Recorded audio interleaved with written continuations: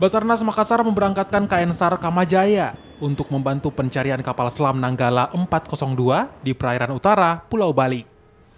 Selain kapal, Basarnas juga mengerahkan sekitar 22 personil demi bisa membantu menemukan kapal selam milik TNI Angkatan Laut itu. Tim Basarnas Makassar akan bergabung dengan tim pencari lainnya agar proses pencarian kapal selam bisa segera ditemukan.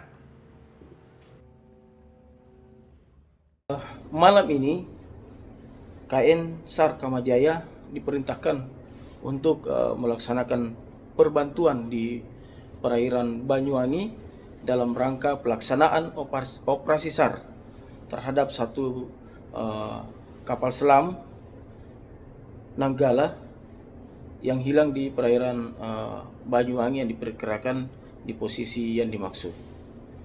Diberangkatkan Kamajaya atas perintah Kepala Badan Nasional Pencarian dan Pertolongan malam ini untuk segera diberangkatkan dan difungsikan untuk ROV atau mendeteksi barang tersebut di kedalaman ratusan meter di wilayah perairan Banyuwangi beserta kru dengan jumlah 22 orang, 2 teknisi.